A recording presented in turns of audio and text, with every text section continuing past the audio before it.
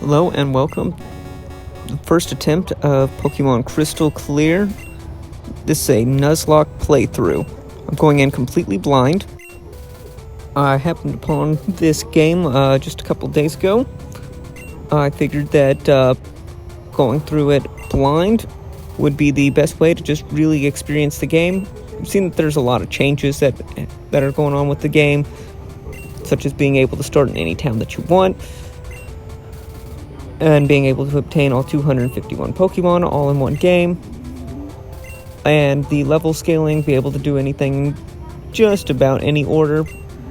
That's going to be pretty cool. So go through. There are rules for the Nuzlocke. Those have been playing. Go ahead and read those. Just to recap the way that this is going to get set up. I can only catch the first encounter on any route or location that I visit. From what I've seen, it looks like the game keeps track of that, so shouldn't be able to capture or use any illegal encounters.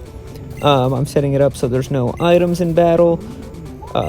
So hardcore rules, level caps. In general, I think this is just going to be a really fun, interesting game. So let's get started. Here I'm just setting up the rules. Now it's moving on to selecting the starting city. This is part of the first run. I had one run. It didn't last too long. Once we really get into it, just skip ahead on that. Now here I chose Blackthorn City.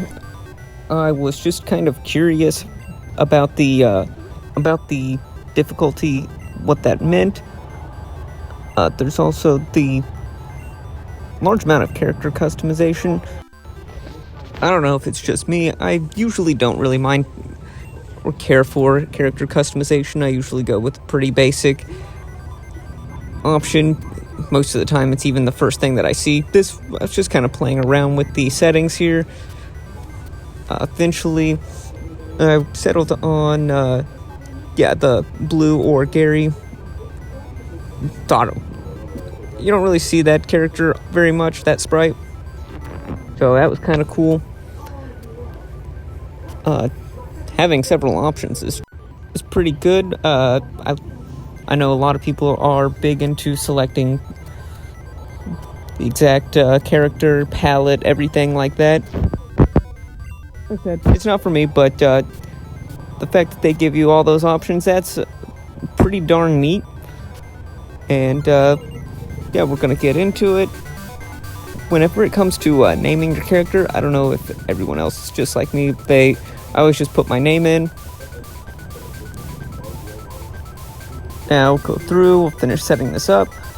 Just flipping through all of the bag options, which there is a very large number of bag options, color. Like I said, just very curious as to what options were available. Again, character customization is not really something that I care over much for. It doesn't make that big of a difference to me. Let's see,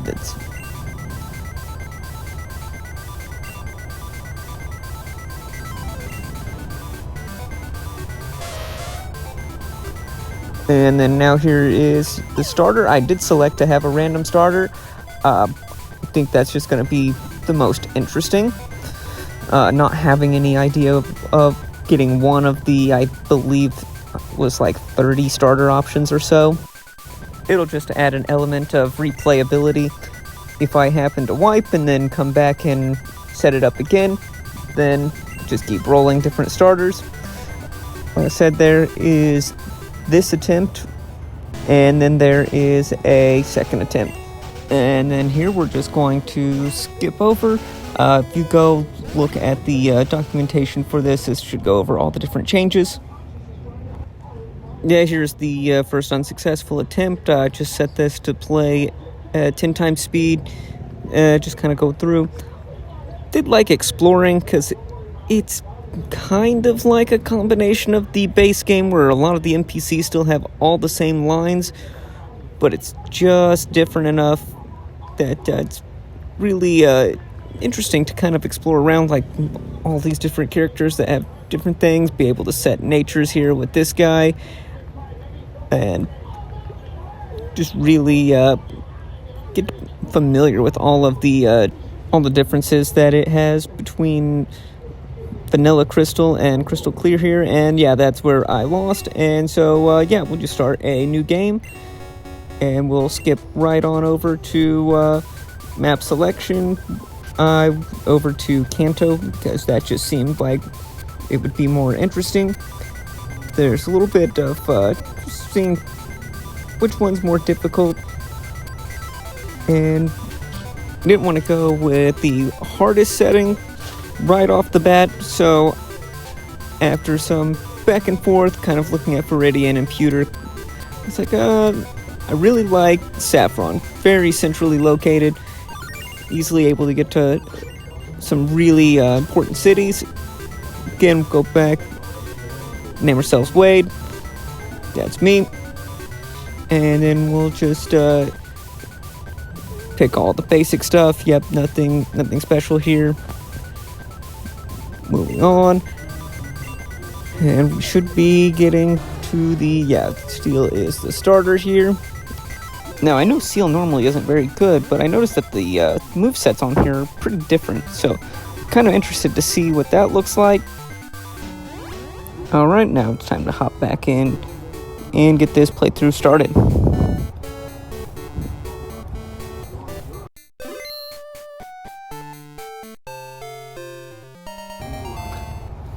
And whenever it comes to nicknaming all of them, since nicknames are required for the Nuzlocke, at first I was kind of just thinking of names like my dog's names, like one of them being Iris. She's one of my favorites. After that, I actually decided that a good theming for the rest of them would be Warhammer 40k. Really like 40k, and gives a lot of variety. A lot of inspiration can come from there. Now at the march here, I was thinking I definitely need to pick up balls. I don't want to miss an encounter. Definitely an antidote, because you don't want to get poisoned and end up losing one of your Pokemon just because you don't have a way to heal that poison during overworld travel. Definitely want to get paralyzed heals. Having someone paralyzed and then getting into another wild encounter even where you're unable to flee and then you just get knocked out right there.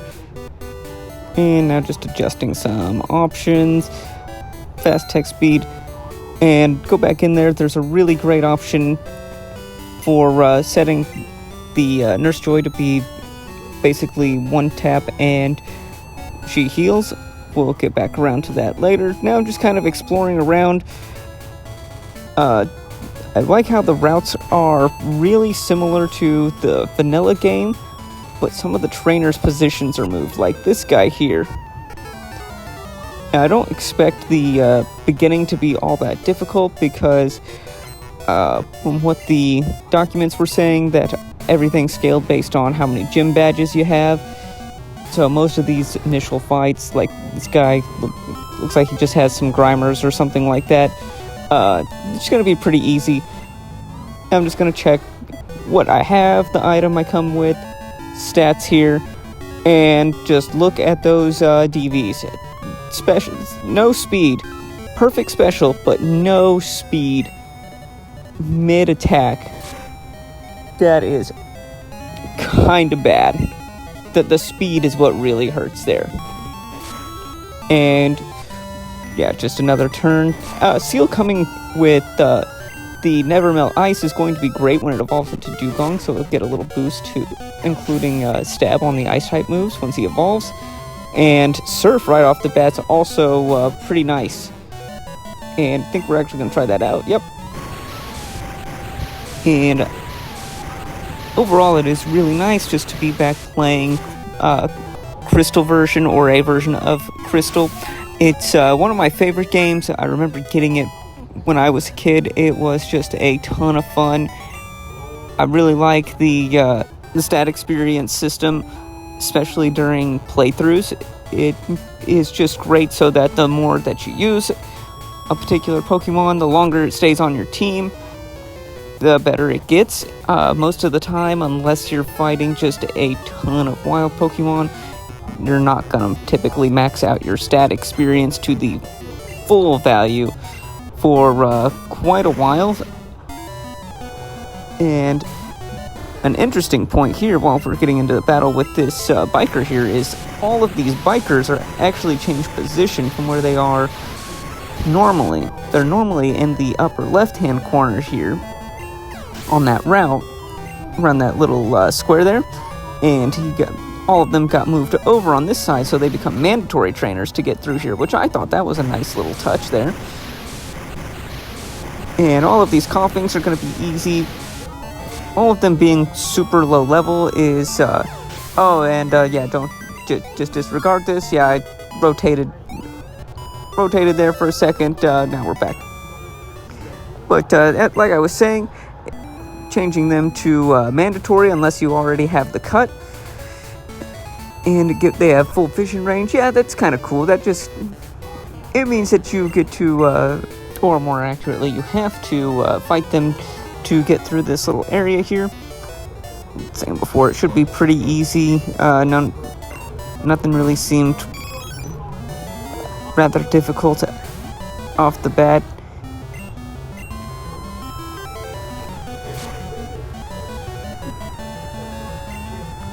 And yep, got a crit there. Yeah, just pay attention to all the crits and flinches, because that was kind of wild. Yeah, see another crit there. And the next few battles, I just got an insane string of luck where it was crit, flinch, crit.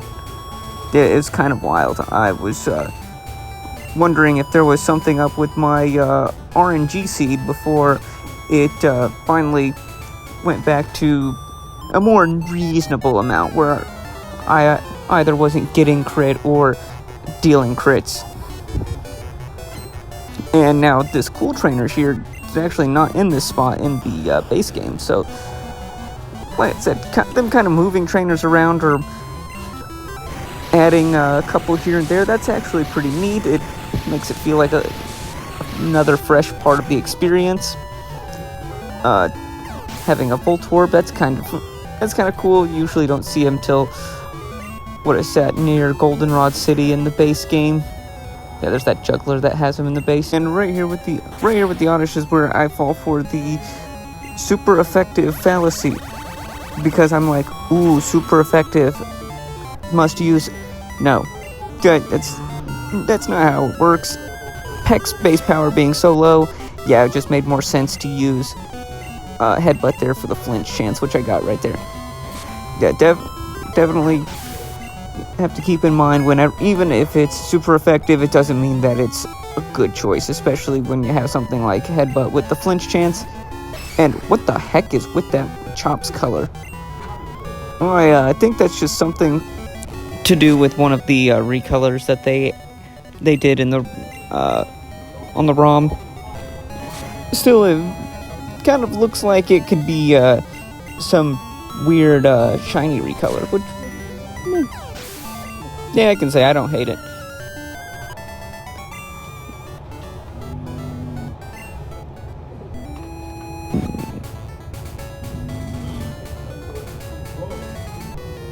Then let's take care of this guy real quick.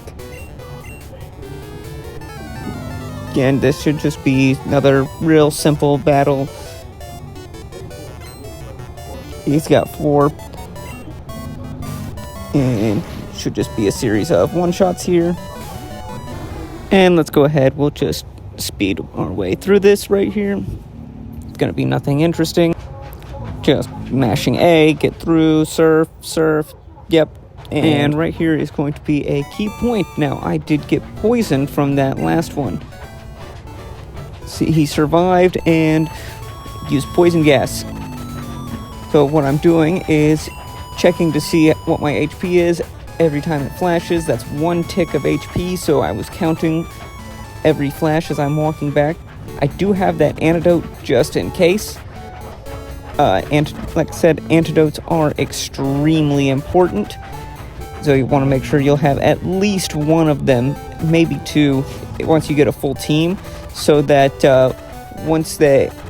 if and or when you get poisoned, you'll be able to get that taken care of on the spot. You won't have to worry about it. Just come back here, get the heal too, because it was conserve that one antidote I have currently, and just restored some PP. And yeah, that's where I was just checking, make sure that my account was accurate. Do have that antidote, and yeah, this is where we'll switch in this second menu where you can change the nurse to quick. So Nurse Joy, just come up, click, boom. Yeah, that I don't know why it's not like that from the start. Having that whole dialogue just seems a bit redundant, honestly. And now we're just going to go check out some of the sites around here. Actually looking for Mr. Psychic, because I realized I was like, oh, yeah, Saffron City. Time to pick up that Psychic TM. So, it's not this guy. But that was interesting. And now let's go with Mr. Psychic here. Yes. Thank you, sir. I will sure appreciate it. Psychic's going to be good once I have something that can learn it. That's when I'm already starting to consider what the team might look like. And now we're going to be hitting the road. Let's go explore around a little bit more and just see what there is. And we're just going to avoid this guy for now. Might come back and face him later. And the Paralyzed Cure Berry is going to be really helpful. And this is not here. This looks like it's one of the new locations that they had talked about. The Rulo Grotto. Also, the fact that there are stacks of items. See, there was 5 in that one. I do believe that that's a new feature that they implemented. And now here we go. Let's see what our first encounter is, and it's a Zubat. Yeah, that's not the greatest, especially considering that it's a female, like the Seal. So if it follows conventional Gen 2 mechanics, then this Zubat's going to be kind of garbage. It means that it's going to have a DV of, I believe it's 8 or less in attack. And considering Zubat's a physical attacker, that's not the best. But, oh well. And let's just throw a ball. And it should be easy capture. Yeah, there we go. So we got Zubat. And this is, like I said, where I settled on naming using Warhammer 40k. Now the dex here, that's where it gets really interesting. It's really neat. Gives a lot of information that you don't get in the base game, and it's enough that could make Bulbapedia jealous, really, because it just presents it in such a way. It's much easier to navigate, shows type effectiveness. That's super neat, super helpful. Experience rates, all that good fun jazz, but I think one of the best things that it has here is when we flip over to the next page, it has the base stats, which you can see that Zubat's definitely got way more attack than it does special attack. And you can go up and down and you can see the base stats of the evolve forms once you register them. So again, that's also super neat. And I thought a good nickname for Zubat was Cadia. Cadia is considered like the bog standard guardsman, the one that gets on all the boxes, and Zubat is your bog standard encounter in every cave ever, so I thought it was appropriate. No insult, I do like the Caitlins. And there's something that's really interesting, a way that they prevent you from using over-leveled Pokemon in the gym battles, since I'm playing with level caps here, is that it leaves them fainted. And now with this encounter, if you look in the upper left-hand corner right underneath the Zubat's name, you see that X shows that that's not a legal encounter for the Nuzlocke rules, which, yeah, it's pretty neat that the game is able to track all of this information. it eliminates a lot of writing stuff down and or putting it into a spreadsheet or whatever. And now the levels in this cave are starting to get pretty high, especially on the second floor here with this level 16 Geodude. That's making me a little nervous, so I walked a little bit further. I just keep hitting encounter after encounter. Don't have access to repels yet. Definitely think that we'll be turning around here because I'm not seeing that this is going to go any better. The Ekans here's pretty neat. Nice to see Ekans. He feels pretty underrepresented. You see Arbok quite a bit more than Ekans. That's cool. Let's get out of here. Move on. Finish going to Lavender Town. See what's up there.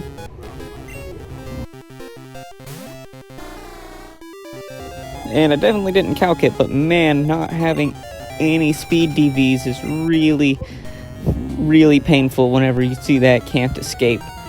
That's when you're like, really? I bet if I had just, I don't know, maybe 5 or 6 even, I'd probably be able to escape there. But, oh well. Well, you kind of just roll with what you get. That's kind of the beauty of playing on a Nuzlocke. And just kind of poke around here. Oh, now, an interesting theory that I happen to have stumbled across, I don't know, a few days ago, is, see Mr. Fuji here. There's the theory that Mr. Fuji is the same Dr. Fuji that worked on the Mewtwo project on Cinnabar Island with Blaine. Kind of neat. It kind of lends credence to, or at least motivation, to the fact that Fuji would be trying really hard to make up for his sins, so to speak, of creating Mewtwo and the horror that was that project. And yeah, that's I see that at least give him a little bit of motivation, even if it wasn't initially planned. And they just kind of like, we'll just kind of make this little subplot, yeah, Mewtwo, sure, whatever, and then kind of move on with it, and then fill in character backstories later. I think that's kind of how it started, but him being Dr. Fuji, yeah, I could absolutely see that. That just makes him more interesting, too.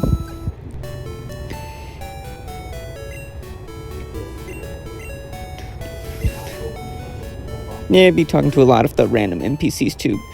Most of their dialogue, don't remember exactly, but most of this looks almost the exact same that it was from the base game, so that's kind of cool.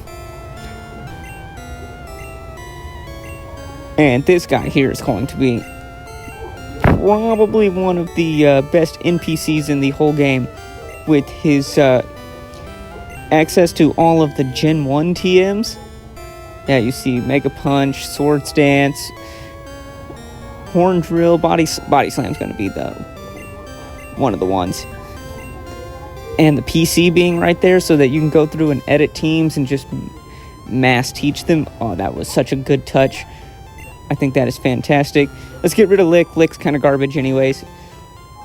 And let's get Body Slam because this has a similar parachance and 50 more base power, 55 more base power. I mean, come on.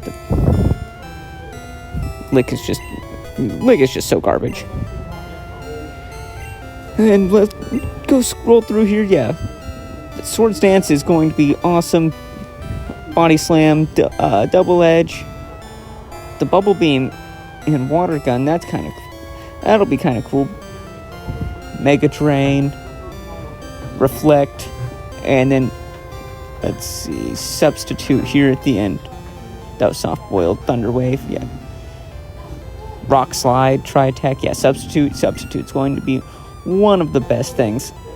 Once I start building up a full team, yeah. Substitute Baton Pass. Definitely not a broken strategy. And this guy I don't remember, so he might be a new guy.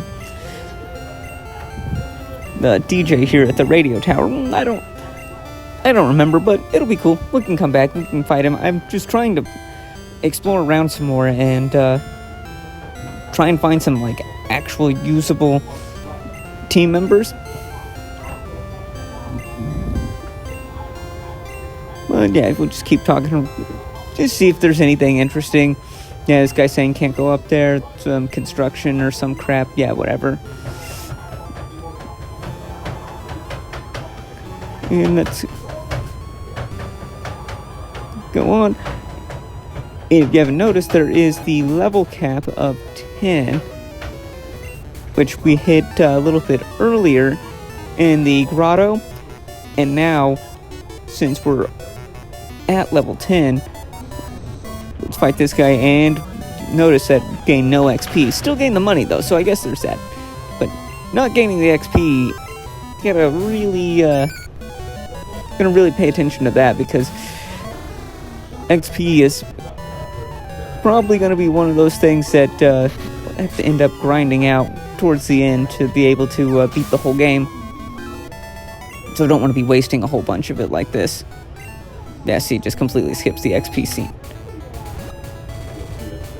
And then, yeah, just I suck at my inputs here. Touchscreens aren't the best for precise input control. You can see no items over there. Now, normally this is where you get Swift, but pretty sure that guy, pretty sure the guy in the tower had Swift, so. Yeah, another interesting thing, it's a good callback that I like, is it has Mr. Fuji's Psyduck is pink that he has there, and that guy was saying that his Psyduck likes it because it's a different color. You notice that his was the normal yellow. Little details like that are really fun. Pretty sure I thought this was the way to Vermilion, and then I completely forgot that Grulo Grotto is where I just was a few minutes ago. So I was like, oh, let me go and look for another encounter. This looks kind of different. And I'm like, oh, cool, Ponyta. Let's get it. Yeah, I paralyze it with Body Slam here. Yeah, let's go. Let's do that instead. Just knocking it out with Surf, right? So let's go ahead. We'll use Body Slam on it. Let's hope for the para. Hey, we get the para, and then I finally am not stupid and look up and see that, oh, it has the X. So yeah, there's no point. Let's just be done. I can't gain any XP. Yeah, and beware of Ekans. Yeah, that kind of should have tipped me off. That I'm just entering the same cave from a different side. Then we get Onyx, which it's always cool to see him, except he's level 18. So that's just pretty scary, and yeah, no speed EVs in Onyx is honestly got decent base speed of 70. It's just a good thing that he sucks and has literally, 45 base attack? He's so bad. Onyx is so bad. Then we get Ekans here again, and pretty sure that he's going to outspeed, so he won't be able to escape. But, all the same, we'll just get... No, we do get away from that one. And yeah, the encounter rate in this cave is just kind of insane. It definitely feels like Gen 1 Mount Moon, where you just take a few steps and then you get an encounter. And not having the repels, that's...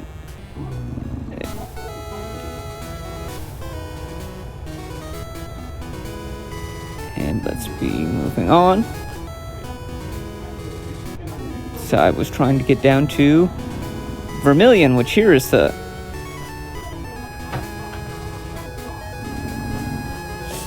And nope, nothing up here. So yeah, let's be moving on to Route 11 here.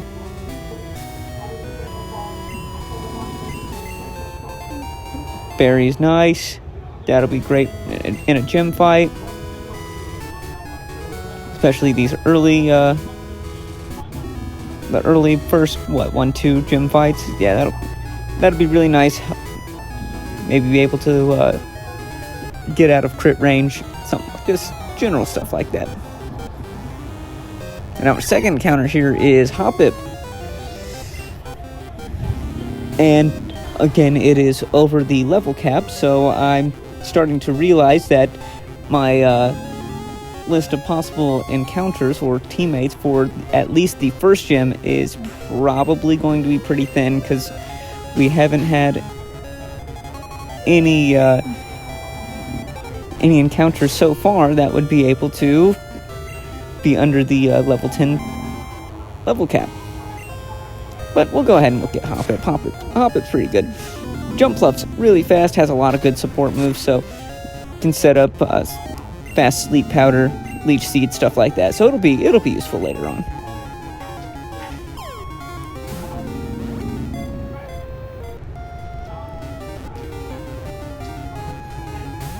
Also, having the flying type, well, it's not a great overlap with Zubat, but still nice to have that ground immunity. Especially considering we can go fight is it still the ground gym, or is Blue the gym leader there? Well, that's be interesting. We can go see that. Yeah, see that, and the Pokédex is just fantastic. If this seems to really set the evolution levels. Yeah, that just seems to set the bar of, like, why doesn't every main game have a Pokédex that has all of the information like this?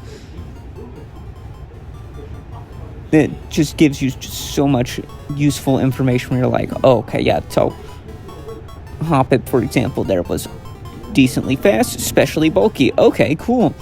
Now I know what to, how I can start building it.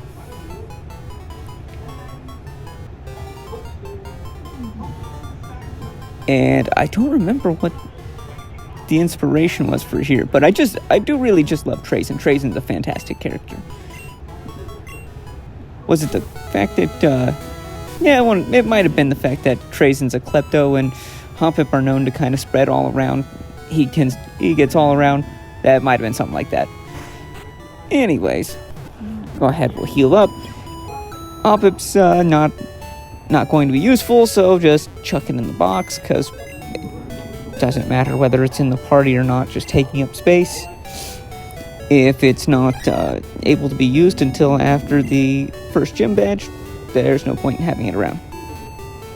Now, all of these NPCs having different colors is really interesting. Like, all of them have super saturated or bright colors. I don't know if that's just a product of the game giving a broader color palette that you can choose for your character, and that affected some of the NPCs. Like, this guy has no color. It's just all one darker color, and so is that lady down there. Now, this is something that's completely new and really cool. A house. Also, Randy Savage. Nice. It's amazing. And 30,000 for this house. That's only a little bit more than what I got, right? Like, 10 times more.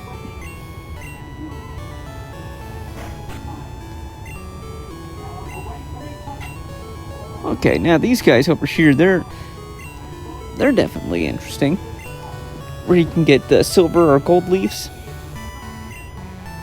And they'll do... What was it? Oh, yeah, like that, the egg move tutor, and the other one's another tutor. Yeah, so have to capture a lot of Pokemon to be able to get those leaves, or use Thief on them, and be able to use egg and other tutors. That's kind of cool. And then I'm an idiot, and oh no, not yet. I'm about to be an idiot with the next trainer, though. Until then, our encounter here is Snubbull. which is okay. Snubble's not the greatest, but again, it's just something. First few encounters are always just kind of whatever. So yeah, we're just trying to go get the para like before. Don't think anything of it. And yeah, a mechanic that's in, I believe, just Gen 2. I believe it is. Yeah, certain Pokemon species can run away. Why do I bring that up? Well, there's no reason. Yeah, don't worry about it. And I had to sit here a minute and was like, I feel like the biggest idiot because I played so much Gen 2, and I know that that's a mechanic that, and Snubble was one of those species that was notorious for running away. Just kind of had to go heal and reset myself and be like, okay, well, let's take another crack at this route. And then I forgot to take another step to the left to avoid this trainer. Yep, that's probably some of the sloppiest play, but it's okay. It's still early, still getting used to it. And she's just got some Caterpie, so that's all definitely whatever. And this is not me accidentally doing that. I was just trying to save some PP, and apparently that didn't work. But, oh well, Caterpie's, yeah, so weak, it doesn't matter. Just use Peck. Oh, look, another critical hit. Yeah, because those just fly around in this game like it's a Gen 1 with Electrode. Now, Jigglypuff, I was kind of like, that might be a little scary if it gets a sing-off or something. So, yeah, let's just immediately take that out.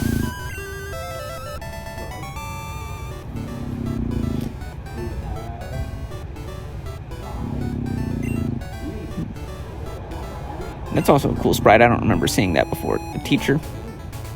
That's kind of cool.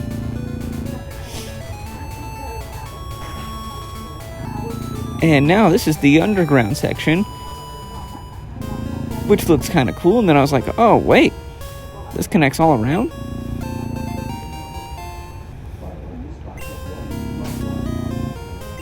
Find a free TM, which is also super nice. And Fire Punch. Now, that might be that's more and less useful, depending on which Pokemon encounters I get. Because using Gen 2 mechanics, the type of a move affects whether it's considered physical or special. That's pretty common, but easy way to remember it, all the EV types are special, plus Dragon, and everything else is physical, including Ghost. And that just determines whether it uses the attack or special attack stat for damage. Then I remembered that Celadon here has the free Eevee, which is great. I don't know why I talked to her. I just need to go over and grab the free Eevee.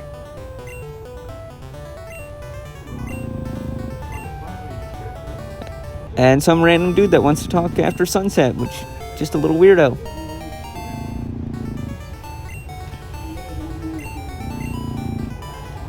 Now the option to save in the game, that's a nice little touch. It said they implemented that so that you're able to soft reset for shinies, which shinies are actually really terrible to use. Visually cool, but they have really mid stats. I believe they have to have 0... Yeah, they have 0 HP and they have 10 across the board after that. Now, Eevee is going to be named Sigismund, which is probably one of my favorite... I want to say up there in my top list of Space Marine champions. What I really like a lot are the Kriegsmen, which, of course, but the Kriegers are just have that perfect aesthetic to them. And the best part is, Sigismund actually has pretty darn good DBs. And especially compared to Iris here, Iris has garbage stats. Sigismund, he's doing pretty good. And HP Ice is also really, really nice. Give it a nice special attack. Now, as I was saying, Eevee got to beat Sigismund because it's going to turn into Umbreon. Kind of match that Black Templar aesthetic. And I forget what I was doing here. I don't think there was anything. Just looking.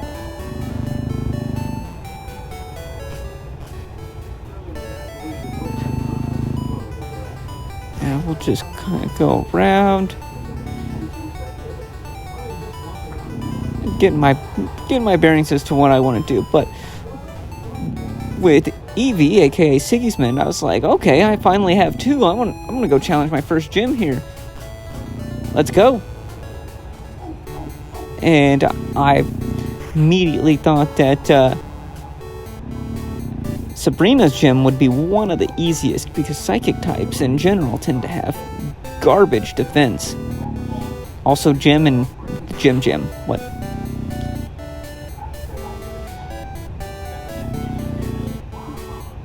Empty Fighting Dojo's a bit odd to see, but the Karate Master being in Mount Silver. But the free focus band, though, that's that 10% chance to avoid a feint, especially when if you feint, it's permanent.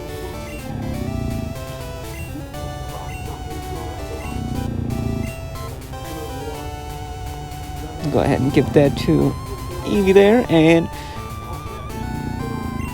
since I'm about to fight the gym leader, which means that all of the gym trainers are no longer going to be able to be battled, I'm gonna go through here and just wipe out a few of these gym trainers, collect a little bit of money. They should be pretty easy experience. Honestly, we'll probably just fast forward through most of this because it's just pretty average, boring stuff here.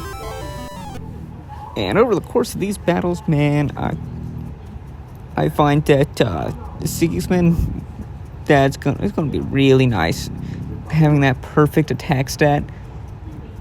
It's gonna be such a boon. It's where especially once it gets evolved into Umbreon, has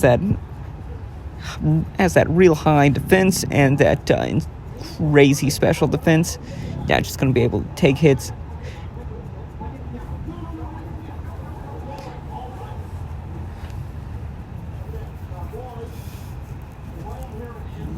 And this execute is so annoying.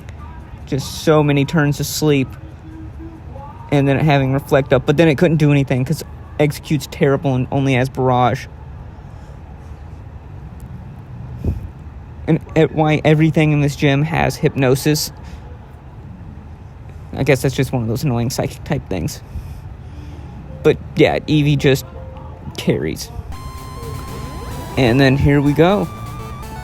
We get to Sabrina. Save the game. I don't know why, because if we lose, we restart. But it's just habit. And then we'll see how it goes. I'll see you guys next time.